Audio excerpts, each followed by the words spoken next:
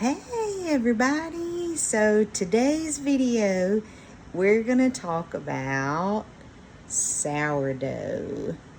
So I have been trying to do sourdough I think for 3 years now, and I've made a couple of things that have been okay. Some things are like hockey pucks, and I'm like, what's the point of this? Let's just stick with yeast. However, I feel like I have been doing it wrong, and I think I have possibly gotten it right this time. So what we have done, we are on day 8. It's either 8 or 9. So we did our starter mix up, flour, water. That was it. Did our discarding, and I think I have a very active and bubbly starter. Let's see if you can see it. See all the bubbles and everything? So I am on my second day where we have risen or doubled in size and then went back down. So I know one of the mistakes that I have made is using discard in a recipe when discard was not ready to be used. And so I did not know that. I did not know that as soon as you start discarding, I just assumed you could use it in recipes. No, that is not the case. Didn't know that that would be bad for you, that it could cause you to get sick. Oops. Luckily that did not happen to us. I made a loaf of bread. Nobody got sick off of it because nobody really ate it because it wasn't that good. But I think that after we feed today and we rise again, today will be day 2 that we are feeding and letting it double in size. So tomorrow I will discard and feed and let rise again, so that Thursday I should have sourdough at its peak ready to use. So what I'm going to try, just a plain basic sourdough loaf, and then I will feed and get it ready to go, and then hopefully be able to make a sandwich loaf after that. We have been watching some videos. It started with just me and Brandon, and then Riley fell in the same way. And I did not know, and y'all, this is going to gross you out, okay? I did not know that so many breads are filled with an agent that helps it bind. And I cannot remember what it was called. But do you want to know what they use to make that agent that binds our bread? Human hair and duck feathers.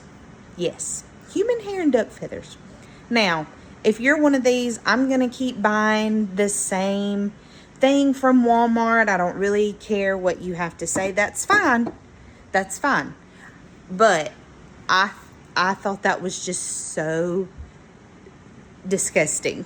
I was like, human hair and duck feathers in our bread. And the part that really got us was there is a very popular fast food chain that, I'll give you a hint, kids love to go get their kids meals, Happy Meals, from this place, and they use this in their bread. So if you get a hamburger or if you get a wrap from this place, just know you're eating human hair and duck feathers. Again, I was beyond grossed out. I said, we are never eating that again. And even Riley was like, I am never eating there, and I am never taking my own kids there. But it's just one of those things, like, you would never know. You would never know that that is in the food that you're eating. And so we're going to try. We're going to try this sourdough. Sourdough is it's fermented, and it's not for everyone. Not everyone likes the taste of sourdough. But Sorry, I got that hair. It's driving me crazy. My kids don't absolutely love sourdough. They typically say, I like the other bread that you made, Mama, and that's usually made from yeast. And that is okay too, because I still know what is going in that bread. Most of the time when I make bread at home, like a loaf bread to just eat sandwiches on, baby, that is not milk, that is whipping cream. I know the ingredients that I'm using. I'm using yeast, flour. Sometimes I'll use honey. Sometimes I'll use sugar. Usually butter. And we really are going to try and go to more grass-fed butter. And Aldi has a really good, like, Kerrygold dupe. It's Irish butter, and we know that it's grass-fed. And then eggs. Usually I use eggs that my chickens have laid. Unfortunately, we're not getting a lot of eggs right now because we've went from 10 chickens to 2. Something is loving them as a snack. And still, there are some good bread options out there. Walmart and Aldi has a bread that's made out of a lot of sprouts. They typically, like, the food companies don't typically put all those sprouts in their breads. We don't really like that. It's more grainy. You can kind of taste all the sprouts. So I try and make the bread at home. Now, when I don't make bread at home, I like a brand that we have here, but unfortunately, I just can't do it. I cannot make myself any longer buy bread that has human hair and duck feathers. We're just not going to do that. And so I just encourage you, read the labels. And if you don't know what something is, look it up. Because sometimes I'm like, oh, that's not bad. And then I look it up. I'm like, I cannot believe we're eating that. Now, a hill I will die on. That fake cheese that you get at the ballpark, that you eat your nachos with, things like that. I'm just going to have to give it up because it's awful. It, like, literally is made with plastic. But it's so good. Sometimes you just really want something like that. And I love that. I love fake cheese with my French fries. We watched a video this morning, didn't we, Riley, about French fries. I'm not giving that fake cheese up. What French fry from what fast food is going to be our best option? Definitely not Wendy's. Not Wendy's. And there was a green French fry in the Wendy's. Which one was the worst that he ate the cheese with? Taco Bell. It was Taco Bell.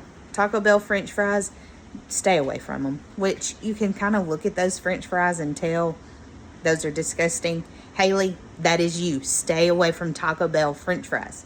But if you're like, I really don't care what I'm putting in my body, I really don't care what I eat, that's fine. You keep doing whatever you want to do.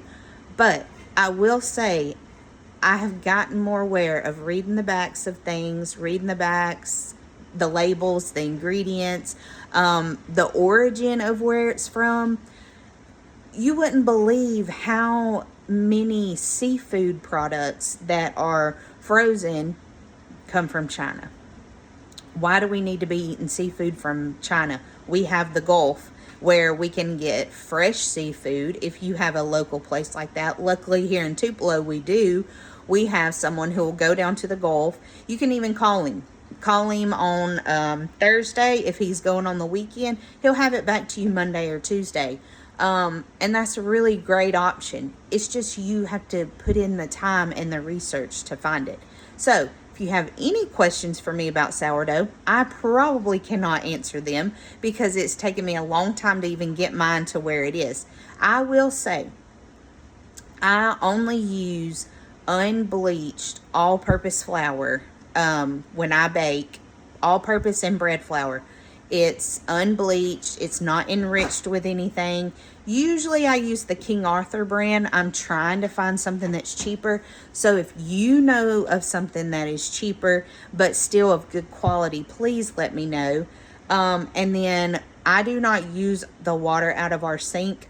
I use a filtered water to put in my sourdough just because I have read on our water here and I do not want us eating anything that comes out of this water. We have horrible water and it is loaded with carcinogens that, I mean, what do we know cause it? Carcinogens cause cancer. So I'm not drinking this water. I'm not baking with it. So if you have any tips for me on sourdough, please send them over. If you have any tips on places to shop or things to look into buying, please let me know that too. Other than that, if you have any kind of questions, I can try and answer them, but I Google and watch YouTube just like the rest of us. But have a great day.